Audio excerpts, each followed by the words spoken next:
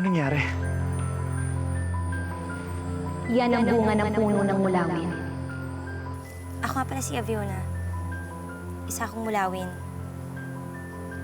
Anong pangalan mo? Aramis. Nangailangan ng dalawang sugo. Dahil ang isa sa inyo ay kailangan bumalik sa mundo upang maging tagapagligtas ng sangkatauhan. At ang isa naman sa inyo ay maaaring manatili dito upang maging bagong tagapagpantay ng puno ng mulawin. Mga kasama! Atin na ang amila!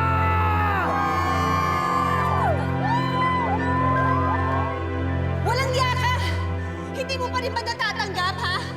Hindi kita mahal! Mahal ko si Bagwis! May liwanag. Alvina, salamat kay Bathala. Sandali. Nasaan si Agilus? Ang isa pang sugo. Ina.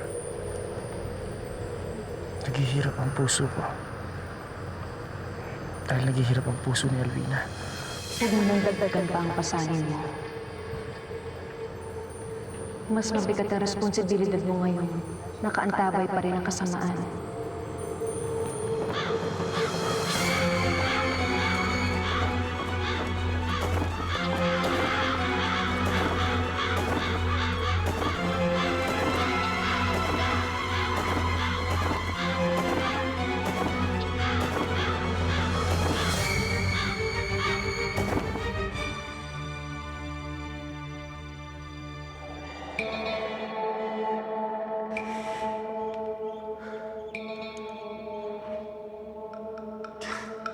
Pinagdidirihan ko tong balahibong to. Kinamumuhian ko!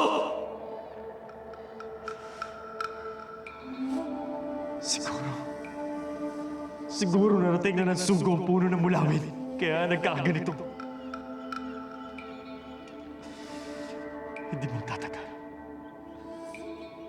Matutuntunan nila kami.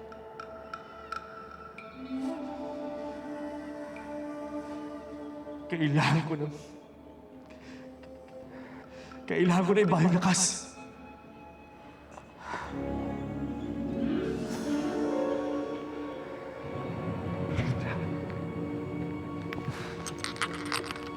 Sa bigay mo.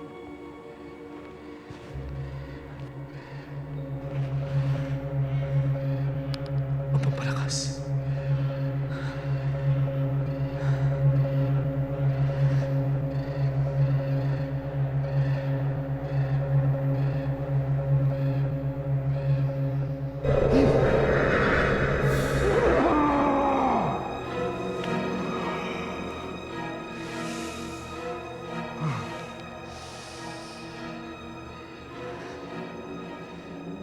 Sige! Sumugod kayo! Nakahanda ako para sa inyo!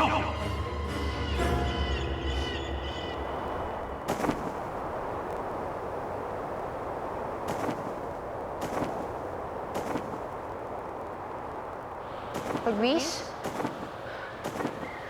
Kayo nakapatahimik dyan eh. Ano iniisip mo? Kailangan maligtas ko si Veronica. Bakit ka na nang malasakit mo sa kanya? Ako nga yung sinasabing anak daw niya. Hindi ko pa matanggap na siya ang aking ina.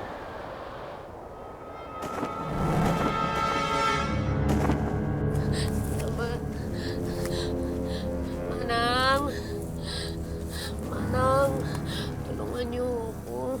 Nabiktima ho ako ng mga Ravena eh. Diyos ko, totoo bang sinasabi mo? Oo eh. Sinunugo nila yung buong baryo namin. Tapos wala na akong mapupuntahan, Manang eh. Halika, sumama ka sa akin. Makakatayo ka ba? Halika. Dahan lang. Ano bang klaseng lugar to? Paano ba ako napunta rito?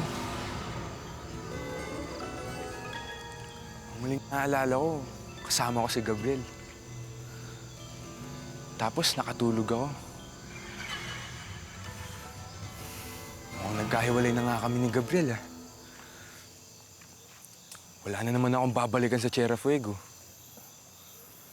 Kuta na ng mga Ravenna yun eh. Saan na nga ba ako pupunta? Bahala na nga.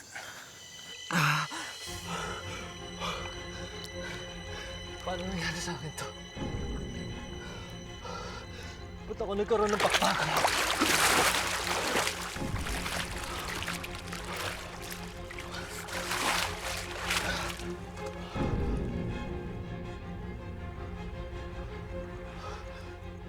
Pakpak na Ravenna.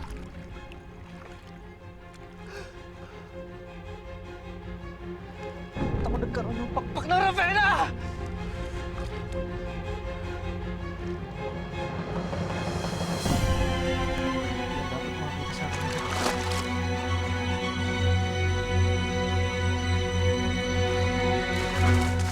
Hindi mo ba ako naririnig? Baka walang nasabi ako eh! May pag-asa pa. Mahanap lang natin si Ama. Pwede ka pa niyang ibalik sa dati. Anong dating pinagsasabi mo, ha? Tao na ako, mulawin ka na. Malamang patay na yung hayop mong ama! Ito na ang dating tinutukoy mo. Tatalikuran ko si Ama. Tatalikuran ko lahat ang nangyari. Pangako mo na sa akin na papatawarin mo ako. At mamahalin mo ako tulad ng dati. Ano kahibang? Kung ganun kadali sa'yo kalimutan ng mga nakaraan, ako hindi. Niloko niyo ako ni Savannah. Ipinaghiwalay mo kami ni Bagwis. Nilayo niyo sa akin ang anak ko. Walang kapatawaran ng mga nagawa mo sa akin, Rasmus. Nagawa ko lang yun dahil sa pagmamahal ko sa'yo. Ganyan ka ba magmahal, Rasmus? Kung ganyang klase ka magmahal, paano ka kaya mamuhi? Katulad ko kaya ikaw, ha? Sukdulan ang pagkamuhi ko sa'yo ngayon!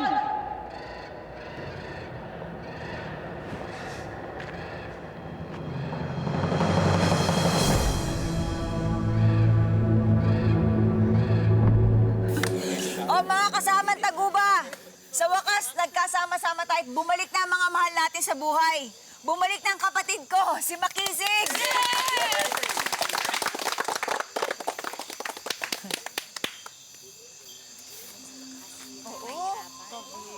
Best friend. Ayoko talagang... Wak. Anong plano nyo? Best friend, babalik na kami sa tirahan namin eh. Sa Lagaslaw. Best friend, baka gusto mo sumama. Negative. Di naman ako sanay sa patag eh. Mababa ang lipad ko eh. Best friend, di rin naman ako hiyang sa abila. Masyado naman mataas yun para sa akin. Paano? Hanggang dito na lang tayo. So, call me.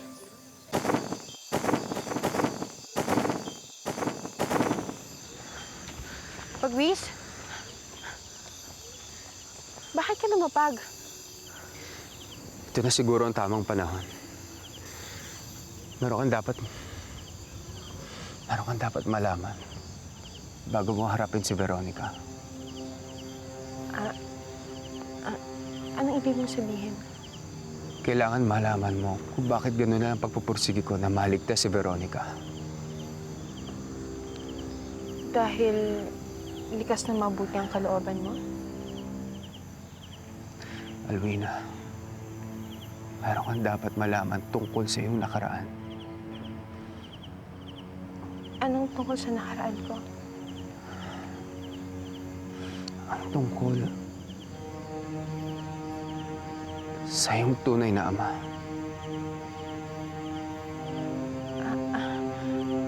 Bagwis, alam mo kung sino ang tunay kong ama? Bagwis, sino siya? Sino ang mulawin nagmahal kay Veronica?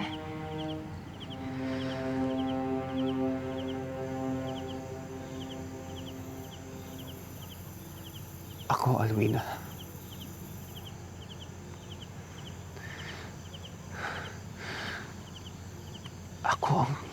ang iyong tunay na ama.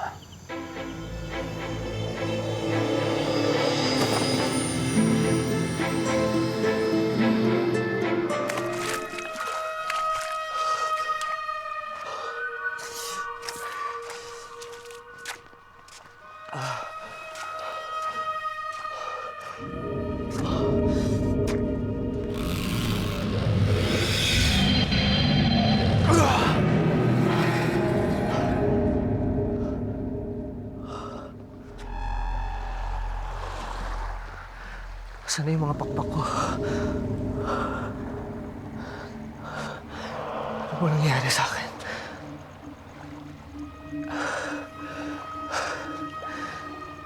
Kung kusang nawawala ang mga pakpak ko,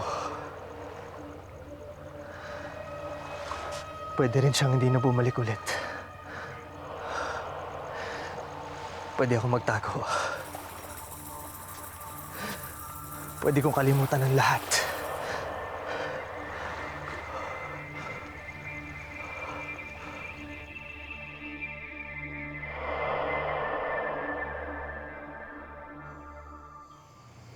Ikaw? Ikaw ang aking ama? Pero paano nangyari yun? Tagal na panahon na nakalilipas. Nagkaroon ako ng relasyon kay Veronica.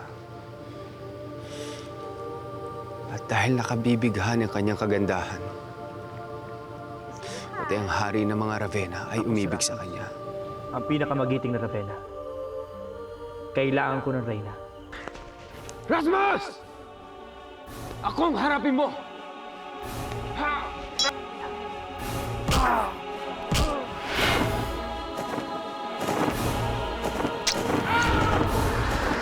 Pagkatapos ng isang pakikipaglaban, naagaw ni Rasmus si Veronica at dinala sa halcón.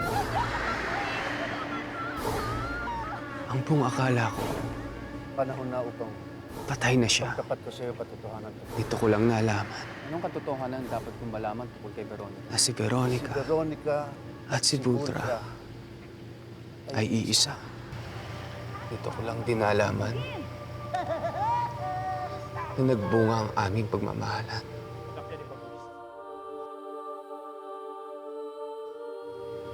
At ikaw,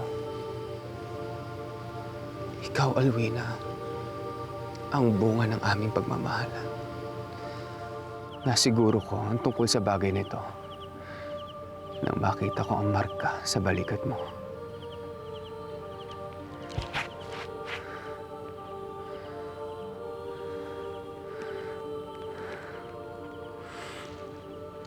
Alwina, parehong-pareho tayo ng marka. At tanging angkan ko lamang ang merong ganitong klaseng marka.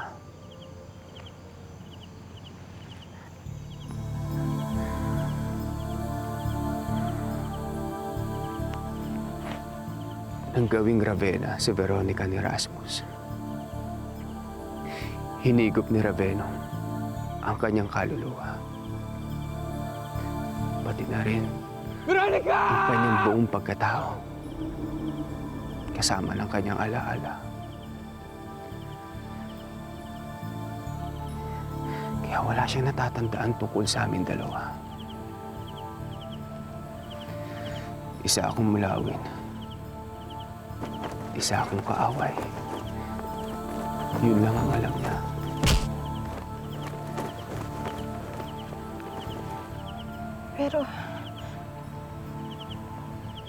Pero narinig natin lahat ng sinabi ni Balasik. Nagbalik ng alaala ni Veronica. Ibig bang sabihin ito, kapag dumating tayo sa halcón niya, maalala ka na niya? Malamang, Alwina.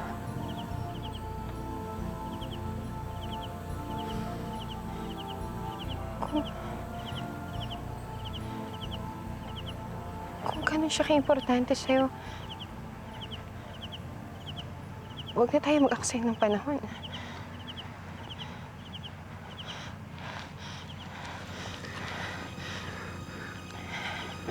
harapin na natin si Rasmus. Alwina.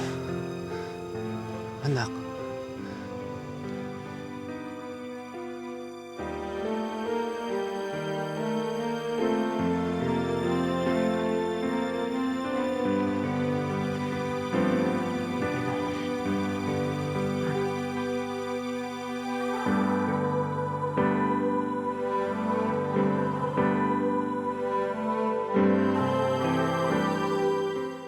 Kumusta na mga nasugatan, Lourdes? Naasikaso namang lahat, Dakila. Salamat. Tinulungan kami ng mga kalahi mo. Hindi ba nahihiya ang mga kapwa kumulawin na lapitan kayo?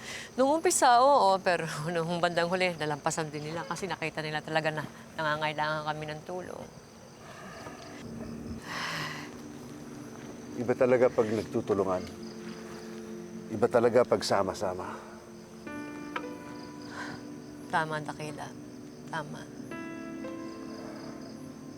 At totoong nakasaad sa propesiya na ipagbubuklod ng mga sugo ang mga tao at mulawin.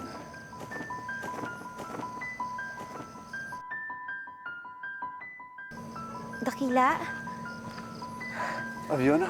Dakila!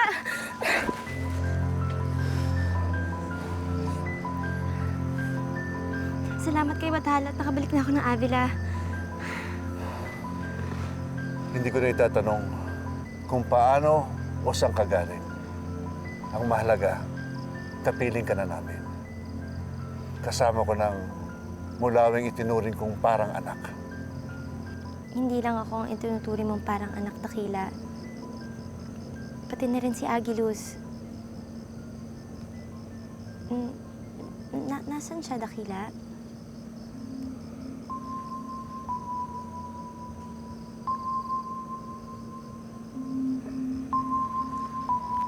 Ganito na lang ba palagi?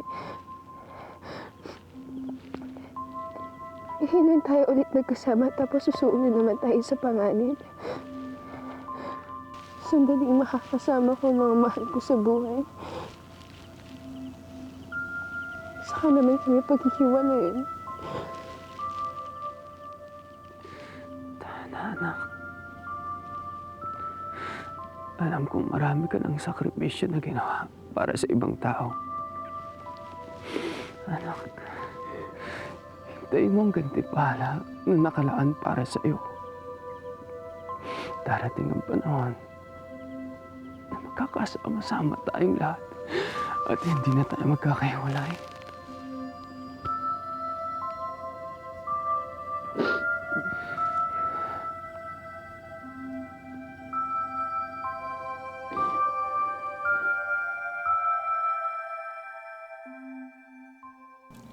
Ako nga pala si Aling Miding.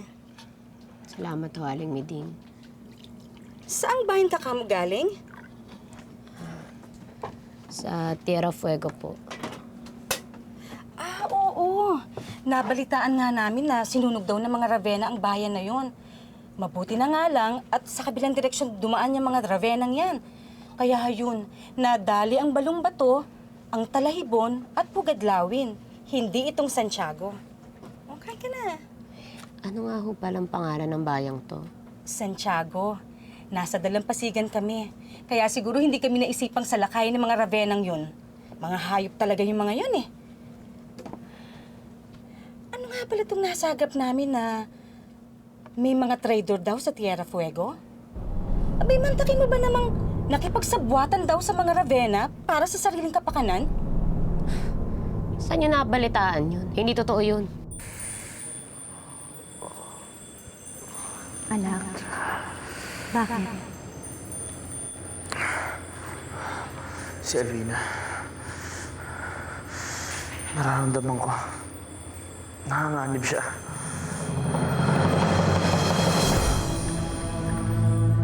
Kung hindi mo maintindihan kung bakit ko nagawa ang lahat ng yan, na dahil sa pagmamahal ko sa'yo.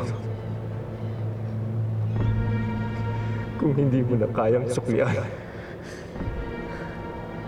ang damdamin ko para sa'yo, mabuti pa siguro mawala ka na.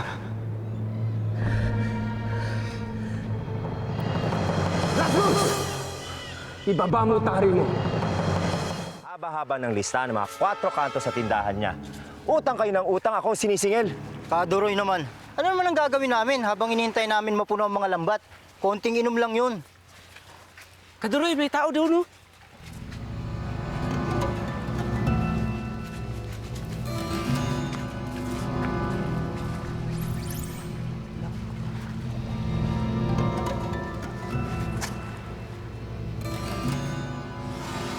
Anong pangalan mo, Amang?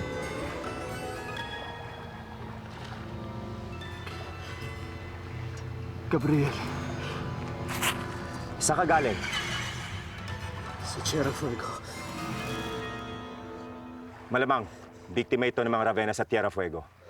Kargahin natin, dali natin sa bahay. Kaduroy, sigurado ka ba? Baka anong gulong dalhin niya dito? Minsan na tayo nagsawalang bahala na maghasik ng lagim ang mga Ravenna. Tulungan niyo ako.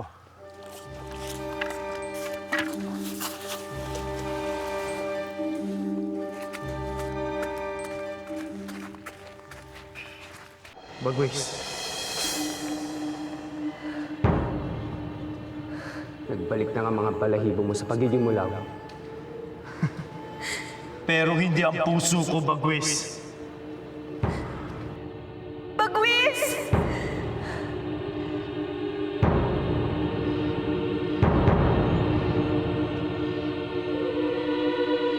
Si Alwina ay matagal mo nang hinahanap. Siya ang tunay mong anak. Huwag ka maniwala sa kanya! Nagsisinungaling siya! Tumahimik ka, Rasmus! Huwag mo akong pinagloloko doon. Hindi ako nagloloko! Kung yan ang paraan mo para mapigilan ang pagpatay ko sa anak-anakan mo, sinasabi ko na hindi ako naniniwala sa'yo! Hindi mo may tatanggi ko ng nararamdaman mo. Diyan sa puso mo. Alam mo nagsasabi ako ng totoo. Diyan sa puso mo. Alam ko may natitira pang kabutihan sa'yo. At alam mo rin, nagsasabi ako ng totoo. Kaya maniwala ka sa akin. Totoo, sinasabi ko, anak mo siya. Alwina, anak. Nagkita na naman tayo, Bagwis. At dinala mo pa ang suko. Bakit? Natatakot ka bang makita ko mag-isa? Laban natin to, Rasmus. Sumama lang sa Alwina dahil matagal mo nang pinaghiwalay ang anak mo. At ang tunay niyang ina. At tuluyan ko nang ihiwalay sa tunay niyang ama! Hindi ka magtatagumpay.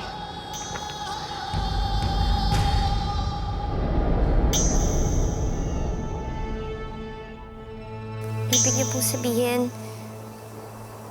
hindi ko na makikita muli si Agiluz? Hindi na.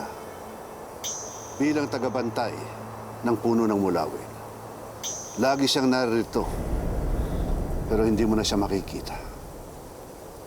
Hindi para na rin siyang namatay. Huwag ka malungkot para sa kanya. Dahil sa pagkabusilak ng puso niya at katapangan ng loob niya, naisip ni Bathala na gagawin siyang mas mataas na antas ng nilalang. Hindi na siya maabutan ng dalamhati sa kinaroroonan niya.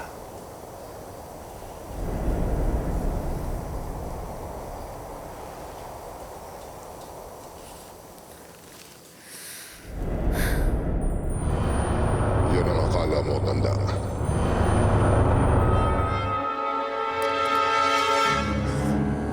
Pasensya na po kayo, talagang gutom na ako talaga ako. Nung makita ka namin sa dalampasigan, akala namin nasa bingit ka na ng kamatayan. Laman lang pala na sikmura ang kailangan mo. Maraming salamat to sa kagandahan loob niyo. Kung hindi niyo ako nakita kanina, malamang namatay na ako. Sana nga namatay na lang ako. Ano ka mo, Gabriel? Ang sabi ko po, pasalamatan niyo na rin ho yung may bahay niyo at sarap po yung luto niyo. Naku, wag na. Baka lumaki lang ang ulo ni Inya.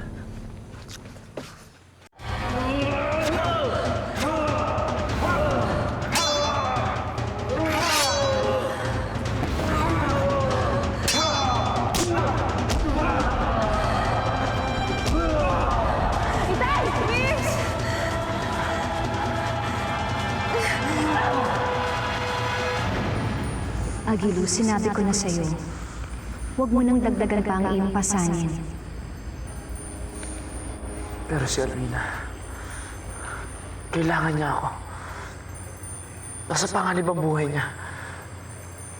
Hindi mo pa rin ba naiintindihan, Agilus? Hindi ka na makakabalik kay Alwina